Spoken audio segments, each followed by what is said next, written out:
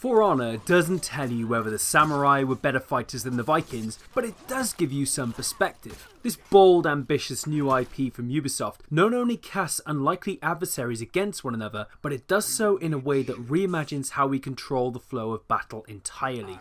Using a dynamic new combat system, players can parry, dodge and counter with a fluidity and ease that strips away the often complex and convoluted combinations found in other fighters. You no longer need to pull off 10 buttons to be competent on the battlefield, you just need to know the basics and then evolve your game plan from there. Using a simple focusing in point, combat in For Honor is often about patience, timing and reading your enemy before they read you. You can deflect attacks from above or left or right, and also penetrate defences with barges and heavy strikes. Finding openings and weak spots is crucial to survival and victory, and it really makes this as much a game about strategy as it is about swinging a sword around and hoping it hits something. And that's what makes For Honor so special. Not only is it thematically very bold and bordering on fanficky, it goes against all other fighting conventions. This is less of a medieval Street Fighter and more of a big budget, fully fleshed out and 3D animated series of duels from World of Warcraft. It's about using your skills wisely,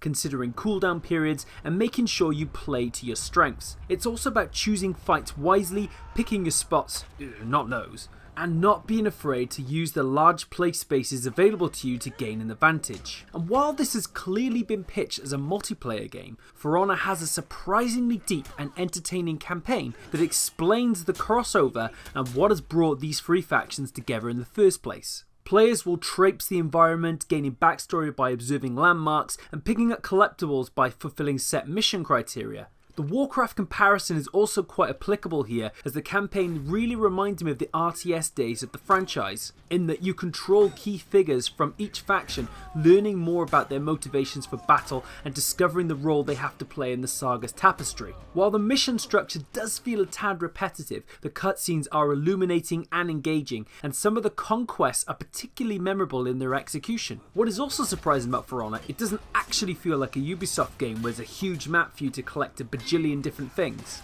In fact, it doesn't really feel like any other multiplayer game on the market right now. While it certainly borrows heavily from other titles, the way it's all brought together feels entirely separate from the competition. I mean, yes, there are modes here which will be familiar, like Domination, which is like capture the flag, and the standard PvP deathmatch, but modes like Elimination really fit the game like a glove and take on a whole other identity.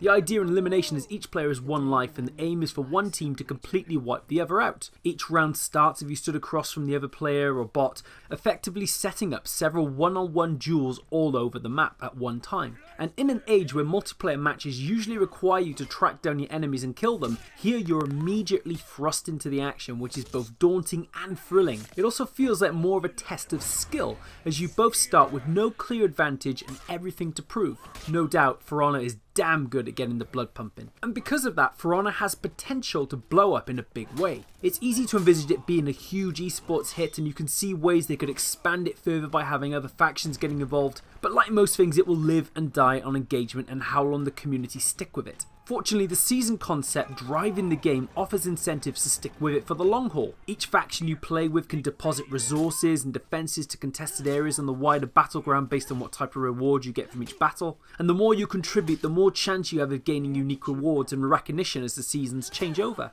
It also impacts the bigger picture, as what happens in one season will dramatically impact what happens in future seasons. Whether the Vikings gained a foothold on one area of the map or the samurai have successfully defended their own lands from invasion, Ubisoft are already clearly invested in the project, documenting balance changes for classes in future updates, offering up a season pass and talking about upcoming features for the game. In that sense, For Honor's roadmap looks set to be quite extraordinary and deep and fulfilling. The worry is, will it be forgotten about by summer? The reason I say that is I did struggle to find much difference between playing different factions. While they do offer different methods of attack, like samurais have poison clouds and Vikings have rallying cries, after a while it did feel like everyone played in mostly similar ways. While each faction does have a character with different attributes, for instance fast strikers and big hitters, and they all use different weapons, there's a safeness to the formula which doesn't allow for enough diversity, unlike factions of the RTS games I've previously compared it to. And while I appreciate the different genres, in StarCraft for instance, it's clear to see the differences between both Terra and Protoss. But apart from an asset refresh and changes to combat approach, I can't necessarily say the same for Vikings and Knights. Still, I feel like For Honor is the beginnings of a longer conversation. While I can't imagine how the pitch for this game went down, let alone how it was initially received, For Honor is a genuine surprise and occasional delight. It's not perfect and it's not always pretty, but there's something refreshing and interesting here that, unlike many other multiplayer games which I'll play then I'll shelf, I might actually come back to this. So to summarise, on the pro side, it's a unique and satisfying multiplayer foray. It's got a surprisingly detailed and entertaining campaign. There's re-energized combat here that offers genuine thrills,